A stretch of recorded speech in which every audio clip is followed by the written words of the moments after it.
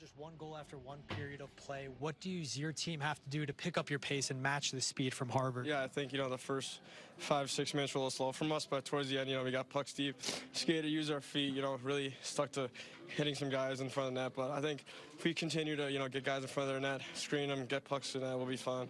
9 shots on goal for Harvard, 6 shots on goal for your team. What have you seen from Mitch Benson so far? Hey, he's playing well. He's a confident kid, so I think if he just keeps doing his game, we'll be fine. And for you guys, coming into this tournament, you told me this team is hungry to end this Beanpot drought.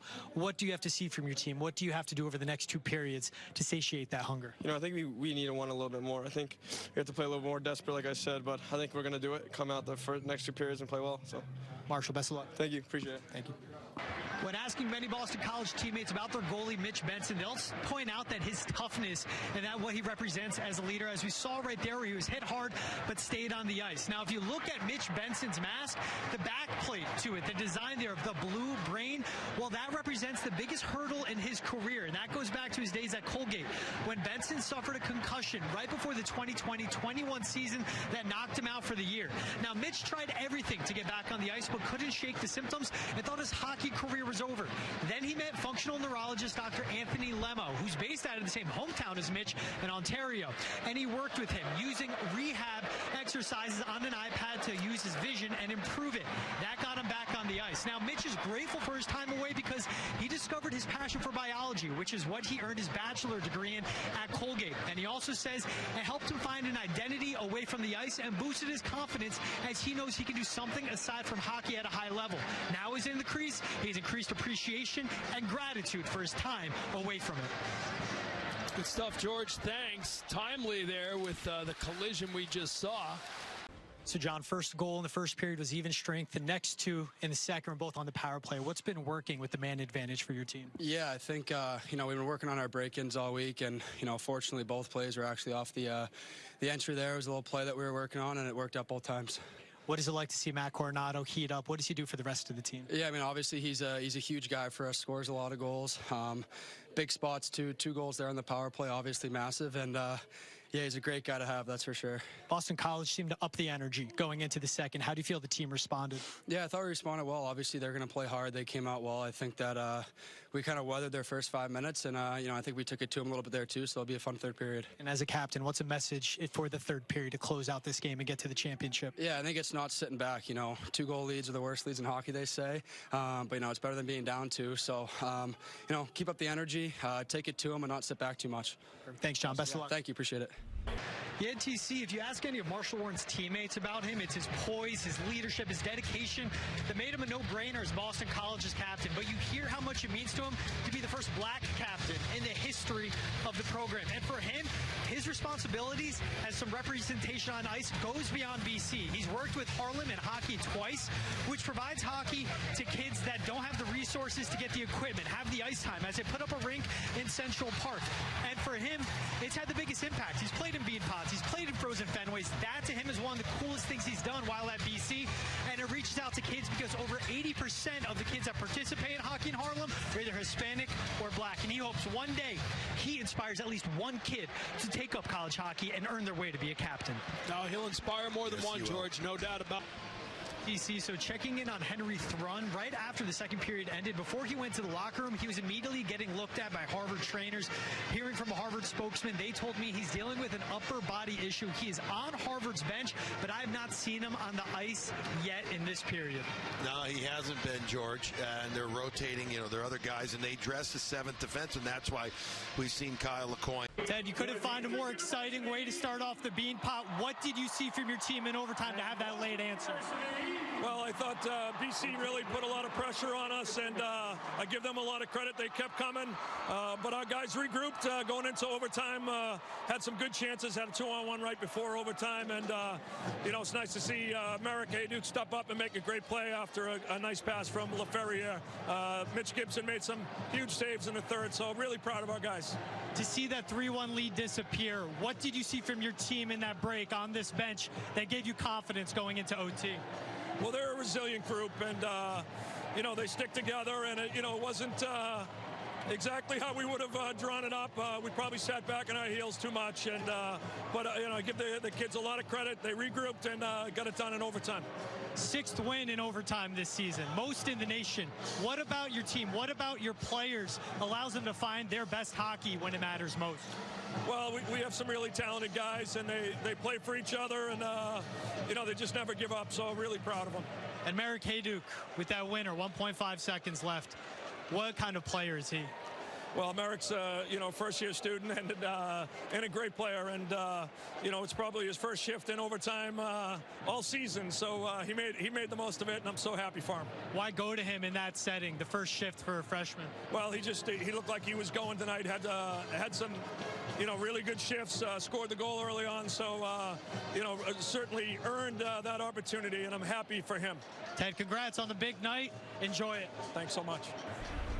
Yeah, Merrick Hayduke had it going, to say the least. First-year student closing the door in overtime. We will hear from him coming up next as Ted Donato's Crimson will play for another. Merrick, an OT winner, 1.5 seconds left. Take me through that sequence. Oh, I'm out of words right now. Still catching my breath, but Ian Moore made a nice play to LaFerriere up the wall and gave me a nice pass in 2-on-1. I did the easy part. What was going through your mind once that goal hit the back of the net and your teammates were crowding you? I don't even know. I didn't know what to do with myself almost. Yeah, it was a surreal moment. I'm just so happy. I'm so happy for the seniors. For first time going to the finals in the Beanpot, so it's really special. And your first time playing in the Beanpot. What was this stage like to play in this setting at TD Garden? It was unreal. The boys, they've been hyping up all year, but it's a different animal when you're actually here. So. Unreal experience, just a blast. To see that 3-1 lead disappear, who had the message? Who gave this team confidence that once it went to overtime, you guys could have the answer? I've got to say, we were pretty deflated after that, after BC's comeback, but I will say William DeVoe on the bench, senior with great locker room presence, really gave the boys what we needed to step up in the overtime. But what exactly was that? Just encouragement, just telling us that this is our game to win, that to not be deflated and give it our all. Harvard's first trip back to the championship since 2017. What is it like to hear that? It's unreal. It puts a smile on my face for sure, but the work's not done, job's not finished, so we'll focus on next Monday. Merrick, congrats. We'll see you next Monday in the championship. Oh, thank you. I'll see you there. Jay, the moment your team takes the ice tonight, it will be as defending champs. What have you seen from them so far tonight that they're ready to embrace that pressure? Yeah, they've been looking forward to this. We had a game up at Maine on Friday, and we wanted to make sure we took care of business there. We got back late Saturday. We had a great practice Sunday. They're looking forward to it. It was a great experience for our guys last year, and they want to defend the title. So hopefully we're ready from the drop of the puck.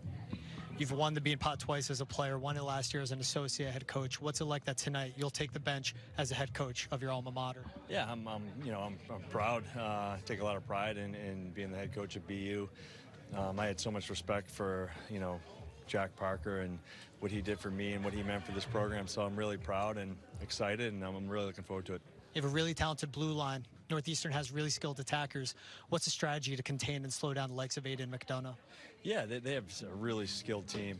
We got to make sure we just stay above the puck, take away time and space, and try to keep it simple, especially early on. We don't want to try to do too much. We know they're a skilled team, and they're very good on the rush, so we got to make sure we're backchecking hard. And what's the focus on the first Monday night of the Beanpot? Focus for us is just to play our game. That's what we talk about. We've tried to do that all year. We've tried to take one game at a time and try to play our game every night, and that's the focus tonight. Jay, thank you. Best of luck. Thank you. Jaden, you're going to take on the attack of Lane Hudson and Matt Brown tonight. For the defense, what will be your focus to slow them down? I think it's just, getting the first in there quick and making sure we have a second quick, supporting all over the ice and just getting our feet moving. You've seen what it takes to win it your freshman year. Now here, a rematch of last year's final. What will be the focus for you and the team? I mean, just play hard, 60 minutes of hockey. You know, really don't change anything. Try not to get the big stage get the better of us, and just play the way we know we can. We saw from Frozen Fenway, the big stage doesn't get the better of you. What does a night like tonight, the TD Garden, being in the Beanpot, mean to you? Oh, I mean, it's unbelievable. I mean, the atmosphere, all the fans that we have here, it's definitely special to us. So, you know, hopefully, you know, we go play our hearts out and we get a win. Jaden, best of luck. Thank you. Jerry, last year entering this tournament, your team was defending champs. This time around is to earn the trophy back. What's been the message heading into tonight to your guys? Yeah, well, you know, our senior group has won this tournament. They've had only two chances so far, and we won one of them. So they're excited to get the opportunity. Our young guys are excited. This is an awesome venue to play. This is the reason why a lot of these guys come to Beanpot schools. You point out that senior group led by Aiden McDonough, led by Jaden Struble. What do those two mean, especially on nights like tonight and big moments like this? Yeah, you need your leadership group. You need your best players to be the best players tonight. They got to make plays. They've got to be the guy that leads the way. Whether it's on the forecheck, it's defending, it's coming back hard through the neutral zone. They got to play the way we need to play, and they got to lead the way doing it.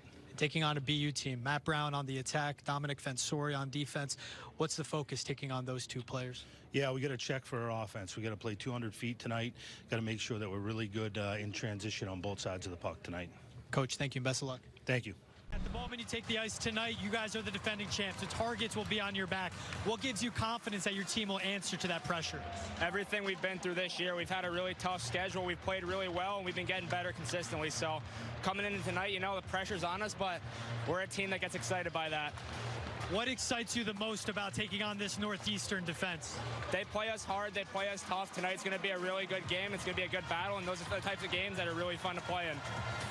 Last year it was your first Beanpot. This time you're a senior. You're defending champs. What's it like for the night to finally be here at TD Garden? It's exciting. We've had this marked on our calendars since like the summer. So everyone's really excited to be here, excited to play, and ready to get going.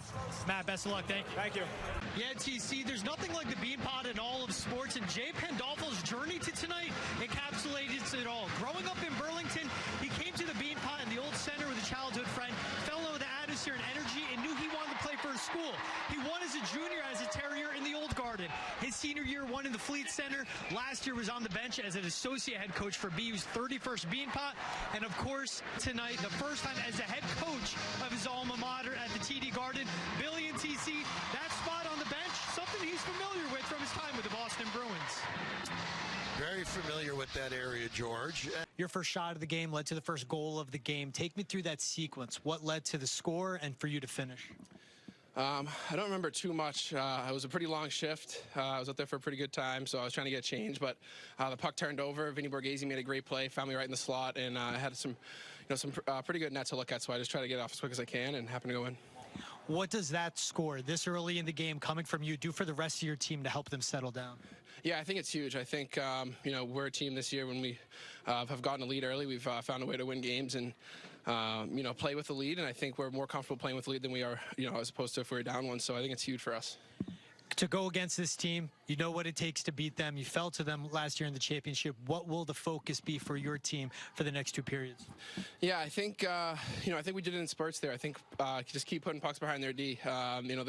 They feed off a transition, so we got to continue to back check hard throughout the middle of the ice. We got to sort in our D zone.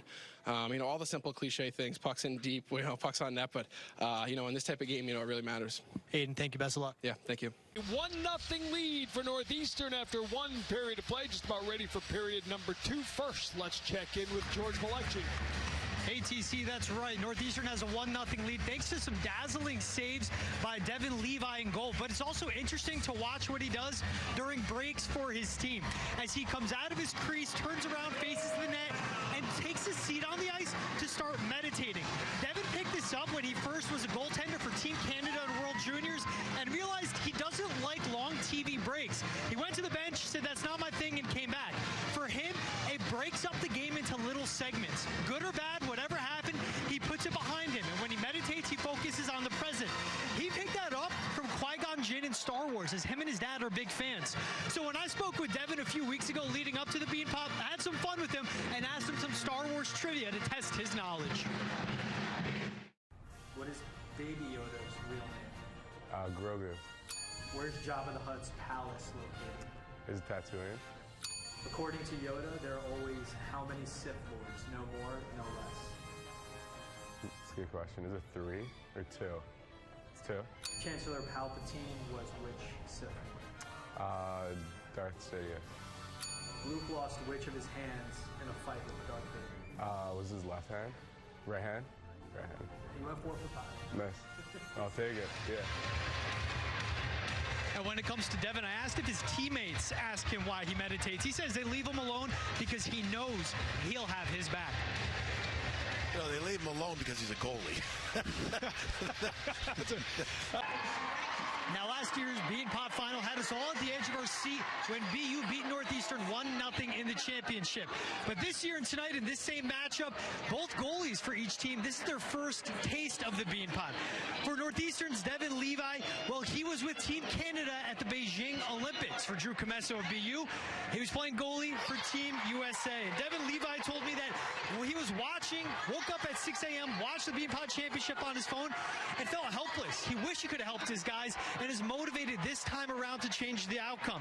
As for Drew Comesso of BU, he was watching in the dressing room with USA head coach and former BU head coach David Quinn. After watching BU win it in the finals, he rolled into practice a little bit late. He could tell some of his teammates were a little bit jealous, and he made sure to poke fun at the other Boston guys in attendance. For Levi, when he came on his recruitment visit, this was what he came to. His first taste of the Beanpot.